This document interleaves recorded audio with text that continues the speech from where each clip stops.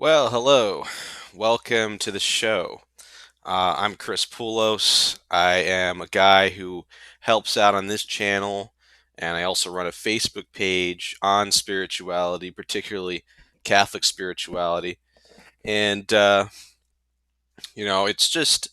is just basically a time where I get to discuss and analyze and go off on things that I don't see that many people talking about because I think that there's a monopoly on what people say and what people do. In fact, that's what this show is going to be about. It's going to be about this trendiness. It's going to be about this norminess, this boring milk toast superficial web that everyone's been stuck in, you know, and I'm part of it. I'm not talking as if I'm any better than anyone else, but I tell you what, Bobby. Uh, as good Hank Hill said. Great show, King of the Hill. There's something ain't right. Something's not right with how people are spending their time. And doesn't it seem to be showing? I mean, people are getting more sucked into their phones and the internet, more sucked into themselves. I mean, I just go to the grocery store and I run into the most stone cold, stone faced people every time it seems to get worse. Now, there are some good people too that try to go out of the way to smile. I think maybe they're reacting to this stone cold stoniness that we're seeing. But, just the smiles are in short supply. Smiles, good conversation, being able to engage with people one on one. This is coming from me. I was a gamer boy when I started out. I wouldn't say antisocial, but I definitely was introverted and awkward at times. You know. Good morning, Liz. Oh, excuse me. It's California. For me, it's afternoon, so it's still morning for you. Elizabeth's from California, so she's probably in the thick of it. She has stories to tell. Um, and yes, social media versus social. That's a very good way to phrase it. Isn't it weird how the thing that's supposed to make us more social is making us more antisocial? You know, the Facebook the Facebook guys actually admitted, one of them at least, admitted that the social media interface, especially the new one they came out with where you get to see everyone's stuff instead of like just your friends, that it was made to be addictive. Okay? Then you have more shady stuff coming out about social media. You have YouTube became super corporate. They conglomerated with Google. Does anyone remember YouTube before they conglomerated with Google? And there weren't like all the TV celebrities taking up the homepage and all these handpicked people with their inflated views. I believe they are. I believe some of these views are inflated, and there are also people that have way more views than they show to try to dissuade people. But that's just a conspiracy theory I won't get into just yet. Then we have TikTok. TikTok was apparently nothing but an adware info gathering honeypot thing. I think that's a correct term. I don't know what if that can be used in other ways, but so that's connected to China apparently, and millions of people have been letting their kids go on there, you know, and it's just become, you want to talk about a disease, an epidemic. The epidemic of being sucked on into an electronic screen is just like we're reaching critical mass and no one really wants to say anything. Parents don't want to say it because they're sucked in at some point, and they also let their kids use electronics all the time, at least in the modern countries. And and the kids, of course, that's all they know. That's all they really know is electronics. um, they have their time at school, and it just sink or swim. There's no social skills taught at schools, really. That no charismatic people guide the youth anymore. It's just sink or swim. They really are the children of the of Neverland. It's like a simulation of Lord of the Flies. So the kids, in my opinion, at least today, are doing pretty well. But it's an absolute travesty that our understanding of treating each other as human beings is just It's just out, gone with the wind. It's just dust, man. You know, and that's what I think the issue is. But usually, you have people that they weren't raised in the time of the internet, and they're still ignorant as to why people are sucked into internet addiction. I mean, they just say, "Oh, those kids need to grow up and they need to stop going on the internet." And now older people use the internet for business and things, but I'm not going to get into that. The point is that they just, like everything else, I'm seeing the baby boomer generation and maybe some late or early Gen Xers. They act like fuddy duddies. They act like fuddy duddies about everything. Everything they have a superficial excuse or reasoning to dismiss problems at hand. I'm seeing that is a huge problem in these older generations. They don't want to really go any deeper. I was talking to a friend who has these just absolute money worshiping narcissistic parents, and they literally just treat their family members like a business deal. Everything's a business deal with them. They're very cold to their kids and to their own relatives and everything, and that's all they know. It's just like their life is based around money. And they're the first people to say there's stupid kids and they're but and I'm like, you're just as childish as any kid on his iPad or whatever. Okay, it's you just have a different god. You have a different idol, a different golden calf to worship. You're no better. You're probably worse because it was on you to raise the kids, right? Duh. Who raised them? No one wants to say that. It's just so as I peer into this, it seems as if there is an absolute void of meaning beyond substance, of beyond materialism, for the past 3 to 4 decades, maybe more. Something happened. I think the World War II generation was the last generation to understand or have on average, an understanding of living life for more than just your means and your financial security, and for pleasure. They had an understanding of higher things, and that leads me to my discussion about, is there something deeper than the internet? And I think it's very nuanced. It's very detailed. If we really want to crack into this, we have to first dissect why people go on the internet. Okay. And the first issue is, it's not so much the platform, just like any other scientific technology. It's how you use it and what you're using it for, right?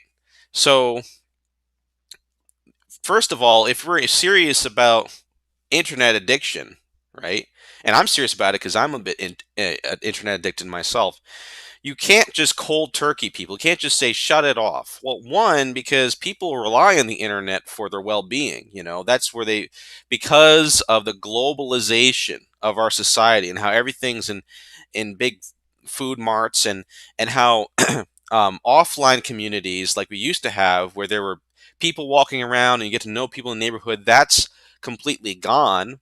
It's like a chicken or the egg thing. Which came first? The internet getting everyone hooked into it and the TV getting everyone hooked into it, or the communities being displaced and people getting too spread out and decentralized? I don't know, but whatever the why really doesn't matter. The point is that you have to start with yourself, and you have to really find something to chew on to get yourself out into a more positive well-being environment psychologically.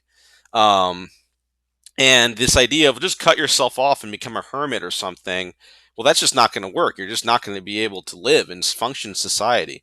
You can take breaks, but I really think people taking social media breaks is wonderful. But I think there's, just like a lot of things in life, there are aspects of the human psyche and soul that need to be filled, and you're just gonna come back to it eventually, because you can't have nothing. And that's step zero. You have to get over this idea that there's nothing. There are people walking around. There are millions of people walking around that just have everything seems dead to them. I used to be like that. I was like, oh, just another tree, just another sunflower, whatever. Just I guess I gotta go to work and do some homework, whatever. You know, it's all dead. There's nothing real. There's no deeper meaning behind any of this. It's all trudgery. I just want to be able to get home, and maybe do a little fun and a little few games, a little pleasure, and then that's all there is to live for. Maybe when I graduate and get a degree, I'll get married. Hopefully that'll work out. Well, that's how most people think. I hope it's getting better, but from what I see, that's what people think. They start off from a despair right off the gate, you know, and I hope they're starting to ask themselves how this semi-agnostic, atheistic parameter is working for them. It really isn't. It's very dull and scary to live in a world where there's no deeper meaning behind creation. It is what it is. Numbers. I'm a number. We go to our work. You're a number, Liz. Who cares? You're everyone, and then that moves on to people. I think there's this saying. There's this word that gets thrown around: objectification. I think we all objectify. I think people in this time see others as objects. There are very few people that have genuine relationships and friendships. It's just, even the friendships online, they're just kind of like a means to an end. You adjust yourself to fit in. You cut out people you don't agree with or you don't like, you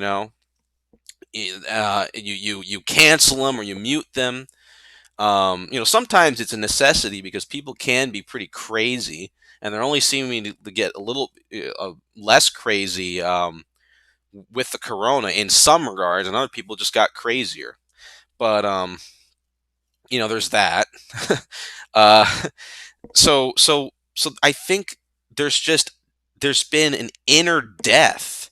There's been generations of people with inner death, and that includes, I'm religious. That includes a lot of religious people. Let's be real. I mean, people can go to church or say they have a belief system or say they're spiritual and they do yoga and they do this and that and the other thing and I don't see much of a difference of loving neighbor right there. I really don't. I think it's just more chasing. It's just another form of pleasure. It's just another form of escapism. There's nothing permanent about the way people live their lives. They jump from one thing to another, or they don't practice what they preach, right? It's pretty bad, but I'm not here to just say everyone sucks. I'm here to try to offer solution, okay? I'm trying to make a case of what we're seeing. And it's so bad that most people don't realize their own misery. Okay, most people are blind, and I'm in that boat too. I've made some progress, but the more I dig deeper and deeper, the more I realize, man, I really sold my soul, like, and only by the grace of God do I see that I abandoned so much joy and peace and childlike wonder for the rat race. The rat race is terrible. But the problem is that we have to challenge the rat race. We have to challenge the paradigm, which is a fancy word. Thomas and I are going to be using that 8 p.m. Eastern on Utopiana. The paradigm um, of the Masons. I think this is a paradigm, and the reason why I say it's the Masons is because the Freemasons, which founded most of Enlightenment Western civilization, created this idea that you are the arbiter, you are the person that controls your own destiny, and with the right resources and the right whatever, you're going to have a slow and steady, comfortable life. You're going to go through school. You're going to find your high paying job. You're going to graduate and you're going to get married and you're going to have an early retirement. And so is human robot number 3,648 73.3, and we're all just going through the factory line. Dun, dun, dun, dun, dun, dun, dun, dun, dun, dun, dun, dun, dun, right? And that's what we've been told. And this whole idea of anything deeper, let's say it's God or whatever it is, that's not our business. And besides, you really only go to that to have little hope to get back on your feet. Or maybe you believe in those crazy miracle things and supernatural things, Everyone has their own opinion on that. Um, and that people, that's what people had. They had that. And what happens when you start to realize that maybe you don't have all the control? What happens when there's a quarantine? What happens when, let's just say you're in Venezuela, the wealthiest South American country, and suddenly a socialist guy takes over and it becomes the poorest country where they have to eat their own pets? What do you do? And what does that say about this whole you're in control and everything, the whole system is to build you up and to mold you? What that means is that it's a damn lie. That's what it means. And people have to start saying that. Now, does that mean this is where someone would come up to me and say, "You're just a kid," I'm not a kid. I'm 28, and I also help run a business. So, if you're going to come at me with that, then I'm just throwing that out there, and you can argue with me all you want. And there are plenty of people that are successful but are charitable and have an inner life. They have some joy. This is not a stream where we say, "Oh, you can't have a work ethic and you shouldn't be responsible." Of course, I wouldn't say that. Of course, you need to do your daily duties. You need to take care of your loved ones. Absolutely. But true mystical Christianity involves love first, then everything comes through that. And it also means that if whatever it is, this rat race, this making money, is hurting other people and hurting your soul and hurting your values and going against your moral code, it's better you're a homeless, dying in the street, you know, a person with leprosy than to be someone who throws away their soul and throws away their morality and their love for neighbor and love for God. That's what it means. And a lot of people don't really believe that. A lot of people will hear that and they will quickly dismiss it because they're already stuck in that. And yeah, they'll go and that's why young people don't like religion. They don't like it because there's a lot of hypocrites that are raising them and they see right through them. That's what it was. Um, Plus, or just people that just don't even care and they don't even, they're just indifferent anyway.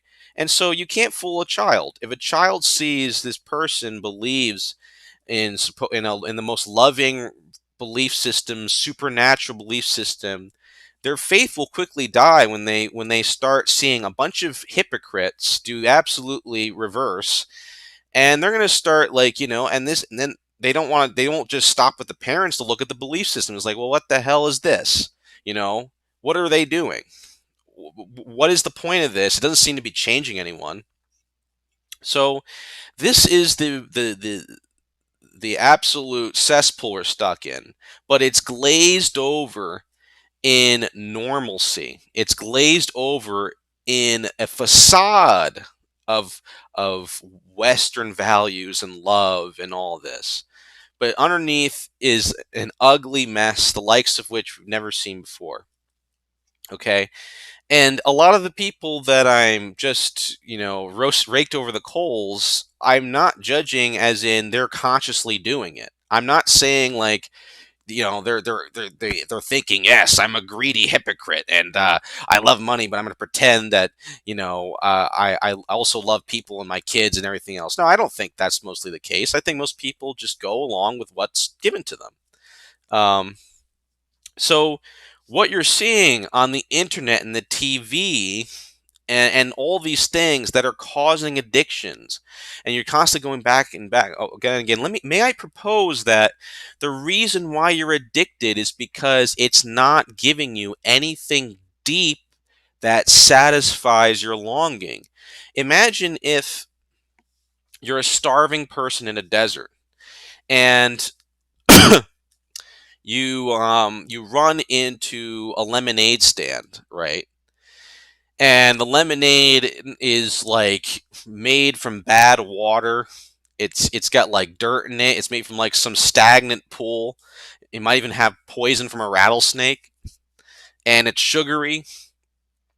And you're not even thirsty. You're hungry. What are you gonna do? Are you you can answer in the comments section if you'd like. What are you gonna do? Are you going to not drink the lemonade? It's there. You got to have something in your belly, right? And so my proposal is that we underestimate what we really want. In fact, we often don't even know what we really want.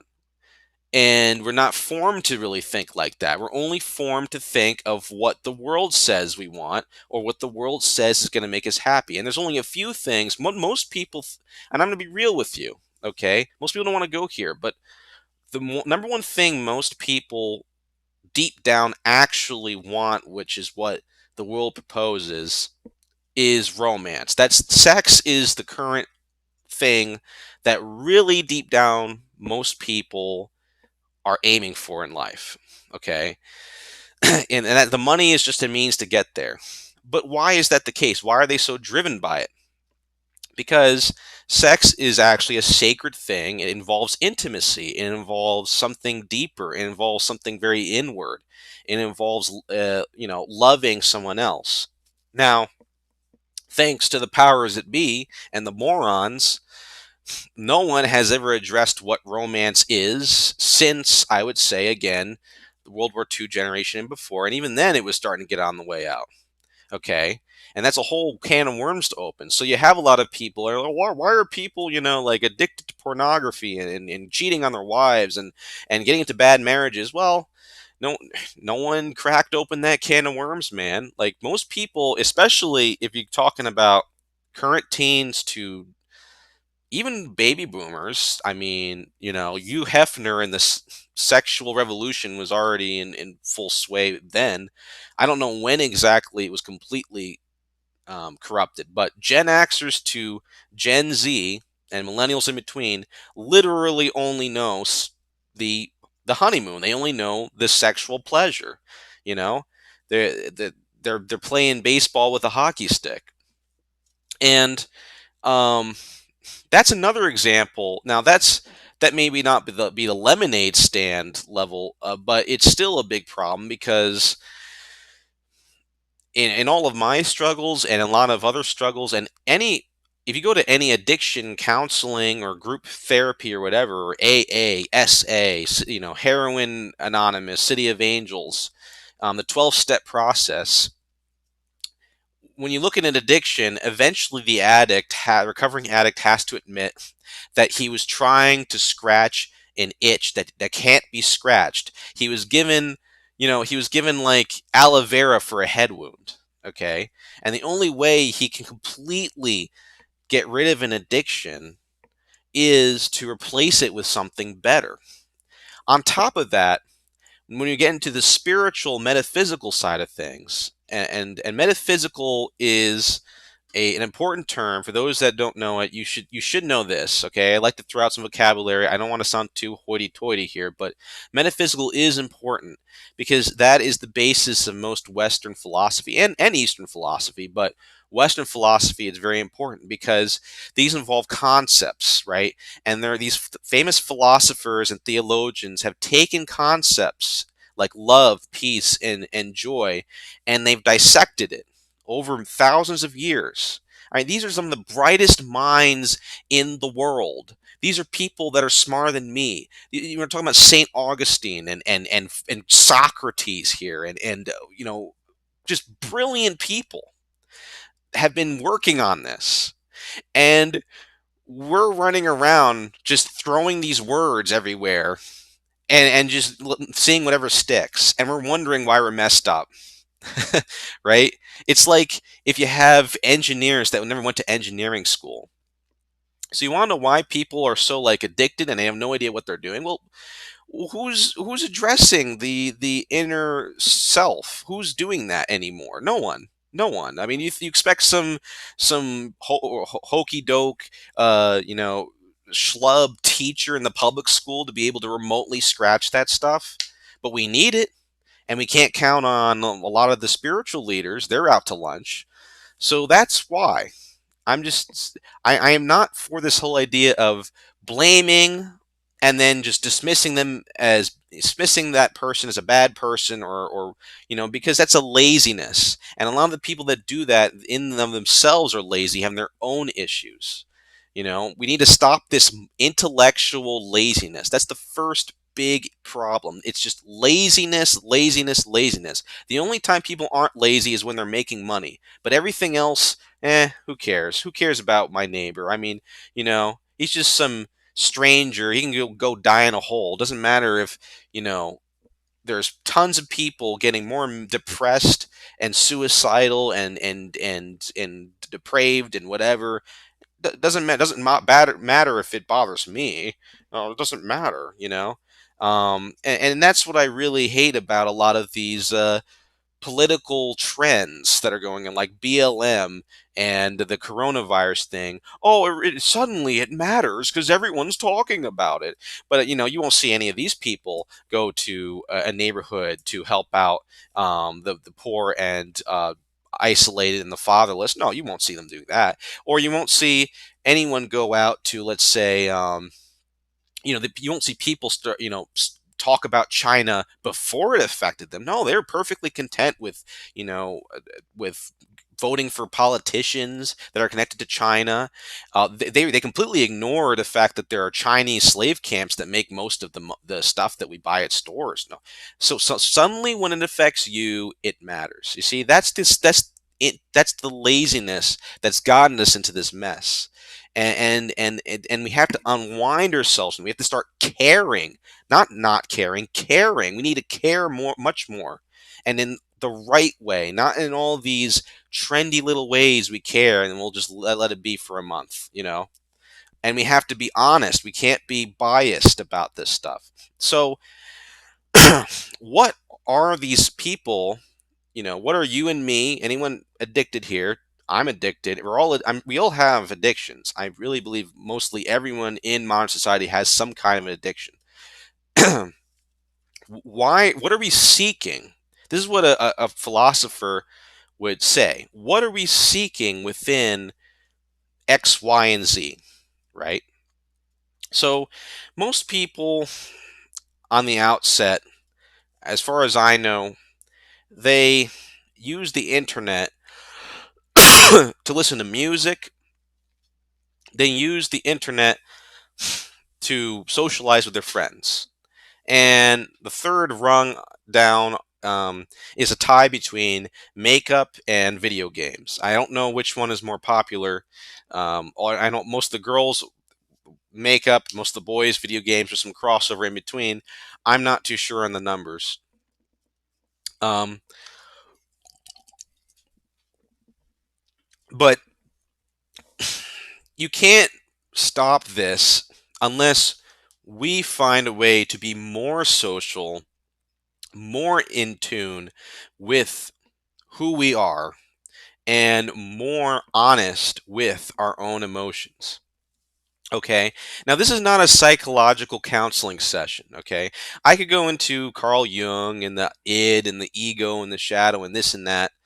But one, I believe that psychology does not give you it can help identify the why. It can help identify the what sometimes. Sometimes it just doesn't work. But it doesn't give you the how. It doesn't give you the inner motivation to really change. Only if you have a good willpower, or if you're hit rock bottom, do I really see that happen. And even then, people eventually have to turn to spirituality. Okay. So people will listen to music, but they just listen to it. See, they go and they do this or that just blindly. That's the issue. They they go, they go listen to music because it sounds nice, and they they go do makeup because nothing wrong with makeup, but because they want to look pretty, and they play games because it's fun, but there's a lot of people that could go deeper. And once you go deeper, you'll realize what you're aiming for. So, music, now the current music is just all sex and drugs. I mean, there's very little music that is that satisfying to the soul and fulfilling. But, people, I could level with people that are into the love songs like Taylor Swift, okay? So, instead of just listening to Taylor Swift songs, people should be asking themselves, well, what do I want out of love, right? And what does love involve? What does beauty involve? And why do we have these feelings? You see? And people playing video games should be saying, well, what is it within this video game that I admire? Is there something that that speaks to me that's good about it, right? And that's another thing I really don't like. I don't like people dismissing gamers, or even before that it was action movies, as just mindless violence. There's only a few video games and movies and books that are mindless violence. Okay. um, that's just not the case. There was this time in the 90s where all these soccer moms got all upset at the rock music, and they slapped on this parental advisory, and these Christian soccer moms are like, oh, this is terrible. They're corrupting the youth, and it's all about violence. But of course, them not knowing anything, they failed to realize that within men, we have built within us a desire to protect and to lead and to serve, a desire for heroism. And there are very few people that would play these games out of, oh, I want to kill things. It's like, there are very few people I know that like do it in the sense of like torturing little animals, like some budding psychopath serial killer. Most of the reasons because one, um, they they enjoy the heroism and the action, and it's part of being a man, right? And two, there's also the inner desire for recreation. There are way too many workaholics in this world, and it's really taking a toll on people's bodies and their minds. There are people that spend way too much time working. They don't spend time resting. They don't have a balance. And especially for men, men need to get active. Okay, it is not good for us to sit around. And when there is no when all of the games and athleticism and the interactions and getting athletic is soaked up by the sports and the military, then they go to the video games. That's exactly what happened. I remember when I was a kid. I'm not a jock. I therefore I'm not good enough to join the football team. So what am I supposed to do? And fortunately I got into cross country running and martial arts, but um that's still that you can't expect everyone to just go off and do that. I was just lucky to have the inspiration. Plus I had allergies, so I really shouldn't have been running outside. But I did it anyway because I just had to get out.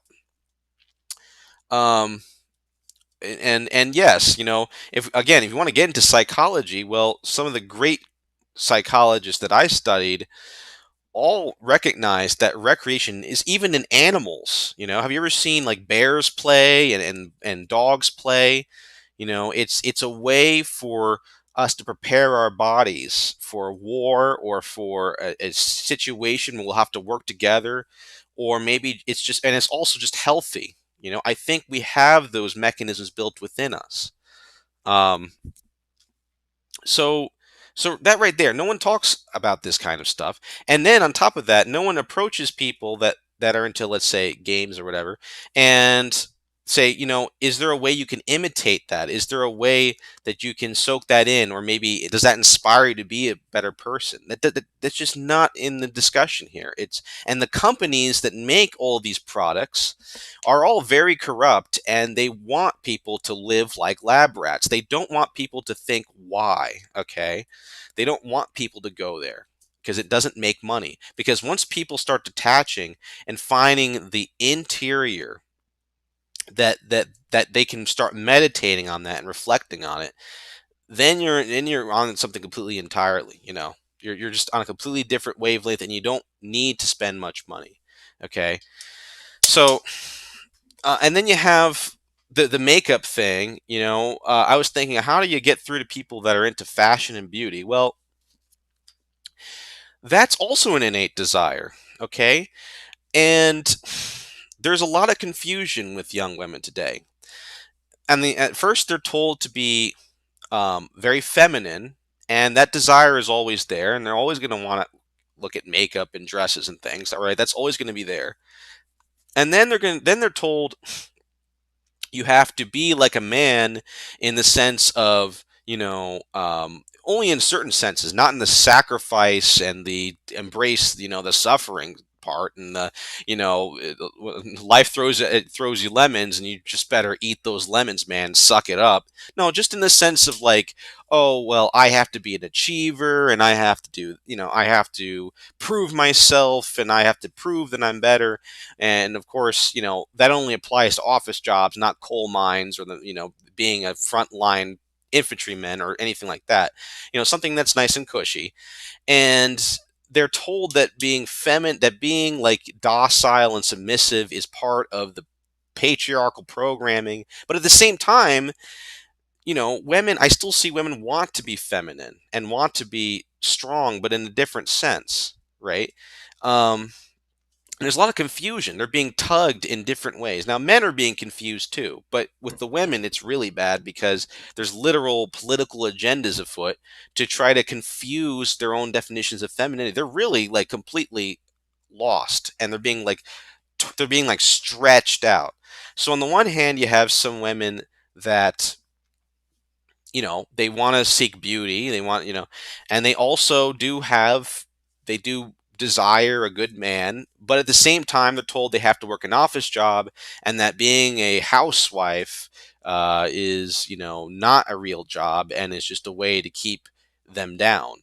Now, I am not a woman, so I am not going to comment on where exactly they're thinking, and do they actually think that being masculine is empowering? Do they have like some kind of ego boost in doing that?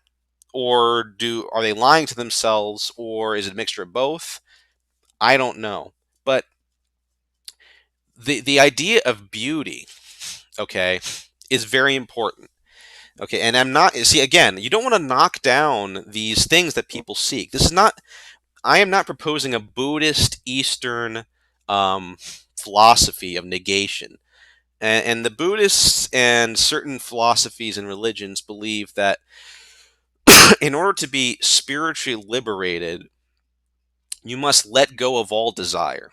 Now, that's pretty hardcore, and it also is wrong. The Christian negation is to let go of the selfish and needy, greedy aspects of what makes us tick, but replace it with love and replace it with peace and selflessness. That's the Chris, and yes, there are aspects when you get further into the game. There are aspects of purification and letting go of ego, but it's not the same thing as like what you'll learn at your yoga class or whatever, or the new age guy on the block who's into Buddhism. um, Different kinds of Buddhism, by the way. So I don't even know if they know that, but that should be mentioned too. But that's what it's about. So who the lady should be approached and ask, is there more to beauty than just exterior beauty? You want to be attractive, you want to exude your femininity, right? Well, I can tell you this as a man and talking to men my age. Men actually don't like the overly sexualized. Well, they like it, of course, in fact that there's the sexual urge, but men are distancing themselves from the overly sexualized, promiscuous image of woman that's being promoted. You know, there are some players, there are some womanizers taking advantage of it, of course, but that's actually shrinking too. And why? Because deep down, they don't want just an exterior beauty. They want interior beauty. They want to be with someone that is, you know, humble and charitable and able to get along and friendly and ladylike. And to be fair, so do the women. Now, the women are a little bit more honest with this in certain ways, like in all the romance novels, right? Now it's a bit over the top. That there are some women with some really high standards. They want basically Batman or something, or some like the Scotsman, and all these like the shirtless buff dude. That's the older ladies. I don't think younger ladies read Scotsman buff dude. What's that guy's name? The It's Not Butter guy. I forget his name. This is the Danish guy who's it's not butter. I forget his name. Fabio? Is that his name? Yeah, Fabio. Okay. Now um, that's an over the top exaggerated caricature. You're probably not going to run into Fabio all the time or Brad Pitt in his prime. But some of the characters, if someone really talks to them, some of the characters do have good qualities to them. They're heroic, they're gentlemen. They're also assertive when the time comes. They're charismatic. They're good looking, yes, but believe it or not, from what I see, how women think, it's actually they're more interested in the man's personality than a man is. Men are more interested in the exterior. So it's kind of weird because it's like if there was only a discussion of interior beauty, then we can get beyond this stuff and get out of this matrix of just bleh superficiality. But no one wants to say anything. Well, I'm going to say it. I'm saying that people need to start talking about interior beauty. And if you actually poll, I'm not a sociologist. I have a sociology major, but I haven't done any polls. It's not my job. But I have enough, I have talked to enough dudes from many different walks of life who all say that if you have, and this can go for ladies too, this can go for ladies too. If you had a person, let's say a good looking person, let's just put them in the image of it could be an ideal person, right? In front of you. You have this ideal person, but they only look good and there's not much to them other than that.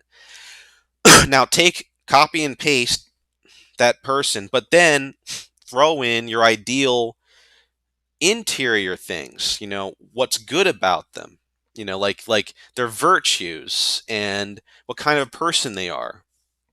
Which one are you going to pick, right? Case one or case two? Most people are going to say case two. In fact, um, I'm seeing a larger increase, at least within the men. I don't know about the women, but any women here you can discuss. There are men that are more and more open to the fact that they would prefer to be with someone that doesn't look as good, who is very ladylike and pretty on the inside. When I know it sounds cliche, what's on the inside that counts, but that's a big deal because men have always been more wired to be more, um, on the exterior, but it's starting to happen. So I can only surmise that it must be going on with the ladies too. All right. This is what I'm talking about. This is metaphysics. This is cracking into the matters of the soul and the heart. Right. Now, here's the problem. We are in such a pickle. We are in such a spiritual disaster that the chances of society righting itself. I mean, look, I have 7 people watching right now, and millions of people watch. What's his name? They watch the latest, like hundreds of millions are going to watch the next Pitbull music video. Okay. And there's no, there's not, there's a few channels which get into metaphysics, if you use that term. There, a lot of them are like fringe political people trying to make sense of politics and where the culture's going, but they're not talking about things spiritually. The numbers clearly show. Oh, my connection seemed to went out there. I'm back though. The numbers clearly show that um, we're not going to figure this out in time, barring a miracle. Okay, and people are so sucked in that the gross aggregate statistically of people sucked into themselves and into their addictions and into their own just tunnel vision, it's not it's not going to support our society. We're going to collapse. We're going to collapse. Babies, there's just a decline in just love, just how people treat each other. It's just getting worse. At least from where I'm living. I'm living in a pretty spiritually empty place. I really am. We have, it depends on where you go, but most people like in New Jersey, they're just barely holding on to the curtains. And in California, Liz, you can tell us about that. You have more experience than me, but I can only assume it's not good. Um, New York City is like terrible. People are completely sucked into the whole materialism there. So so what do you do? Plus, you have the existential argument of, which is what I'm also going to use to explain why you need to seek the Lord in the interior life and what his connection is let's just say another coronavirus lockdown happens, but worse. What if the power goes out? And then of course, not to get super dark, but we all assume that we're gonna live the next day. Okay, that's another whole red pill we have to swallow. Like, why do we assume that we're not going to get like hit in traffic or some health complications going to hit us? Um, yeah, Chicago's. You mean Chirac, Aline? Yeah, that place is literally just a shootout zone right now. It's so bad that the feds are coming in soon to clean it up. Okay, so, and this is what I've been going through in my walk, and I'm still a beginner. Detachment is the only true way. Detachment from the finite leads to the infinite. Now, in order to get there, you have to humble yourself from this arrogant university garbage that God doesn't exist and that God is opium of the masses. Unless you want to stay in this misery that I'm talking about, if you really want confidence, if you really want true self-love, if you really want hope, and you want to actually be at peace, and there's always a deeper level, you're going to have to let go of this. It was a lie. Now, everyone has their doubts, but the fact of the matter is, the way to connect with God has been completely ignored. In fact, no one knows. Okay, the basic tenet of how to connect to God involves using your mind and your heart to reach out to the concept. At first, usually it's a concept, but it's to reach out to love. It is a walk of faith. You have to want this. Okay, you're not going to get it if you don't want it. If you want to sit there like a bump on a log and sit in your own misery, that's on you. But if you want something deeper, if you want something eternal, if you want to meet someone that is infinitely glorious, one day, you're going to have to let go of this superficial stuff. You're going to have to let go of the, oh, it's all good. I just need my new Starbucks milkshake, and I need, because all these things you're searching are just reflections of deeper truths, of deeper things on the inside. Why are you going to get your Starbucks milkshake? Why do you like that makeup? Why are you like, why do you have all these issues with relationships? And is there another answer?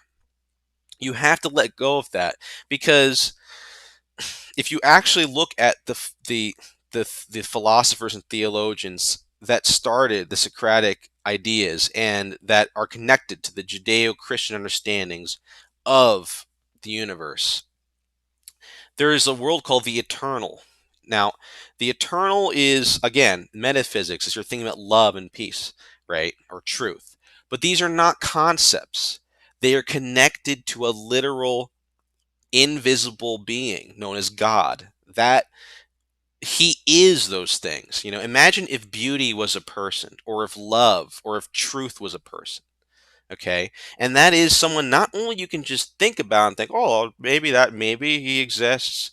No, I'm saying you can experience him, and that's what we do on this channel. You can experience him through the sacraments of the church and through prayer. You can, and he gives you a glimpse that no, there, and and really all these people that are, that push this whole there's nothing out there were pretty pseudo intellectual. If you look at the people that really look at the universe on an objective scale, they're saying more and more that there's something out there. And why is the idea, if the physical world had a beginning and a great mover, the Big Bang Theory was created by a priest.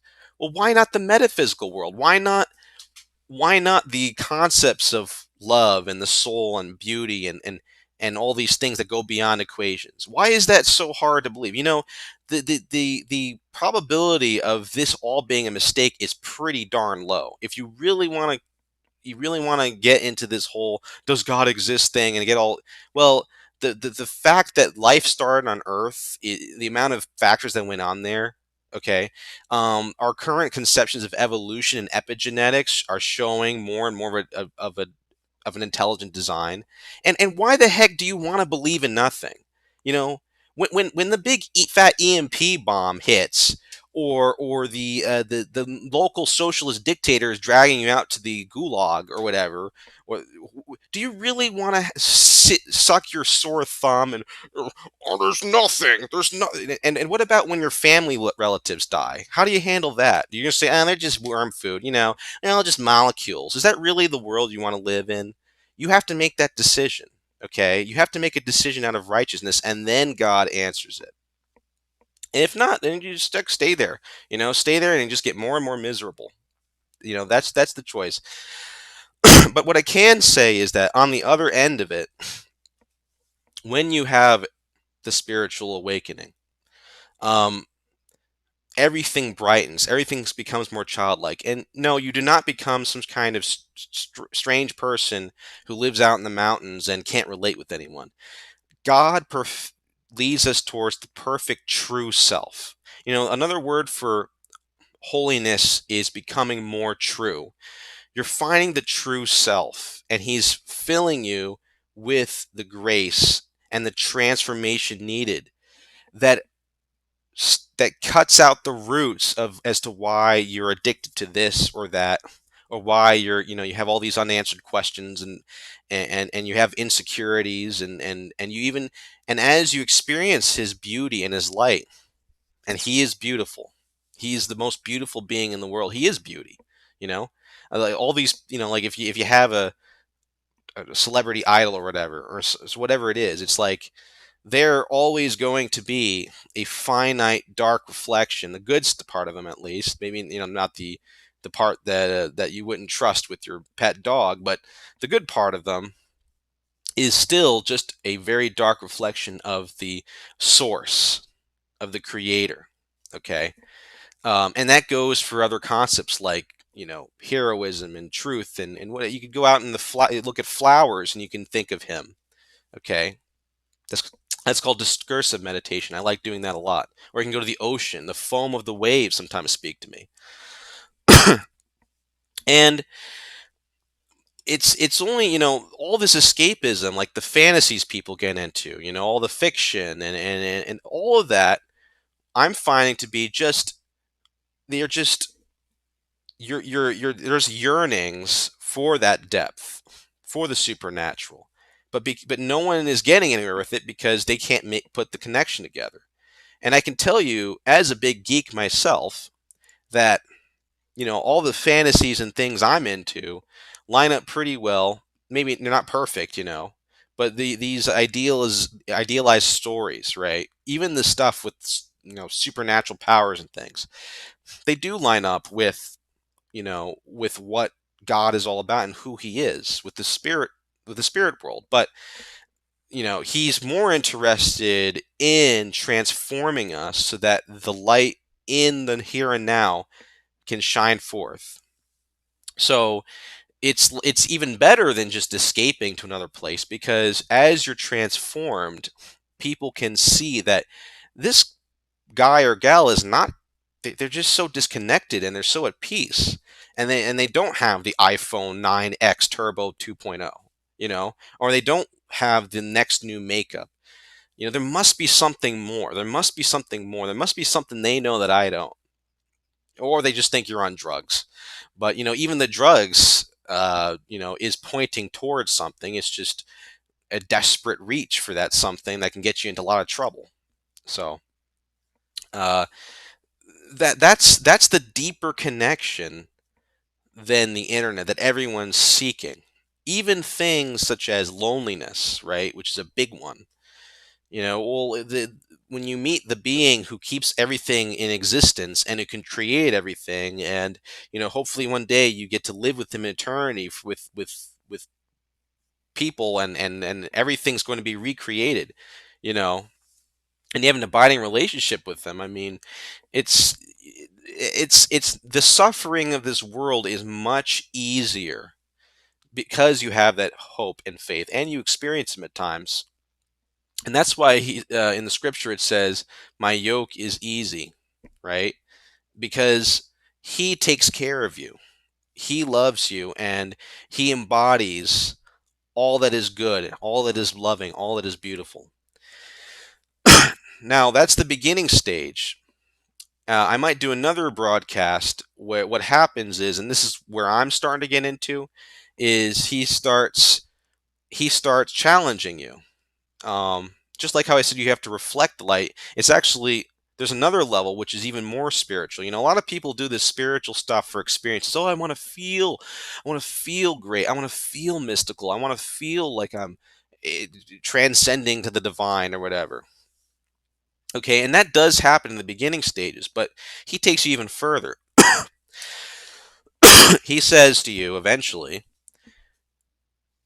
okay, the emotions, you have the emotional feeling, but are you going to imitate that? That's another big problem.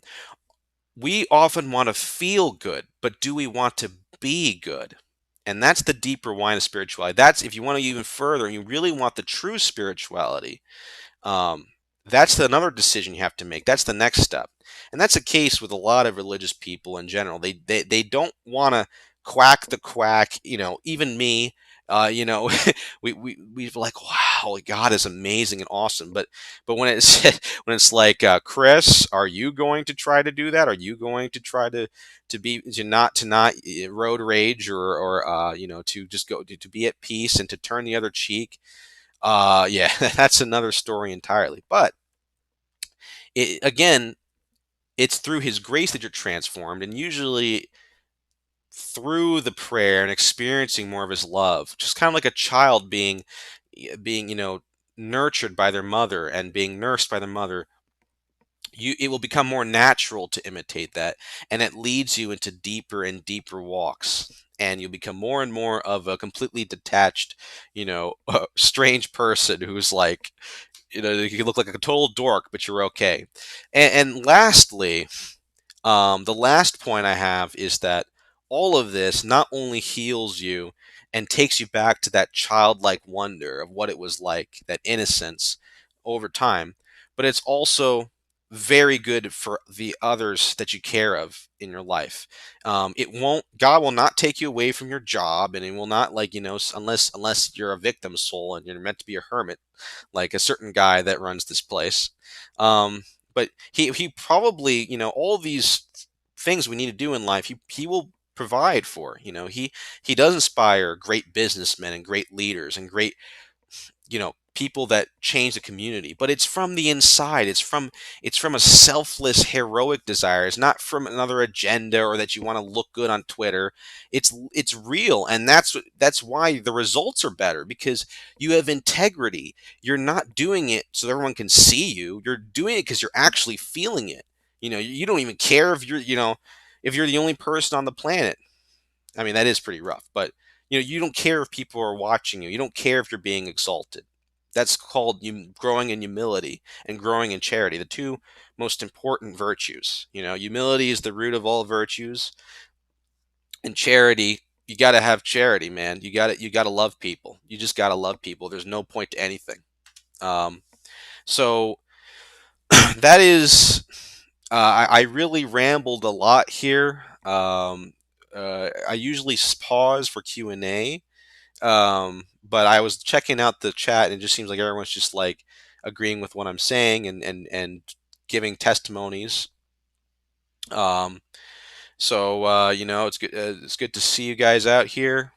And this is I like to use these titles because it ropes people in, and I'm trying to break the materialism secular paradigm that everyone is kind of stuck on.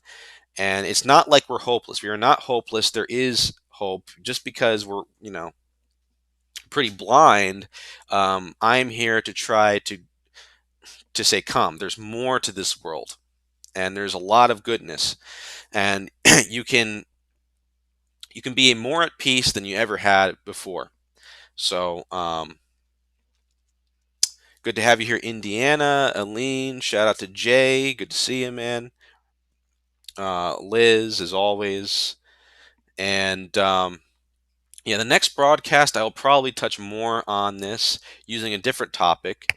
I'm not exactly sure what, but I think it's high time that I get into more specifics. So, um, this is probably going to be turned into something else by next Saturday, and I'll use what I had before. I'm going to make a playlist of Awake. I'm going to link in the description so that people can catch up. Another stream I did that was similar to this, talking about the metaphysics of things, was about nature. That's another one where I just really delve into that little side of things. And I think there's another one that's kind of like this, but I'm going to make that playlist so that those that really are inspired can go further in. And of course, if you really want to engage the triune God that embodies all of what I say, we are an action-oriented channel. We do morning and evening prayers. If there's plenty of apologetics about the sacraments and why the Catholic Church is the fullness of the truth. And maybe I'll do some religion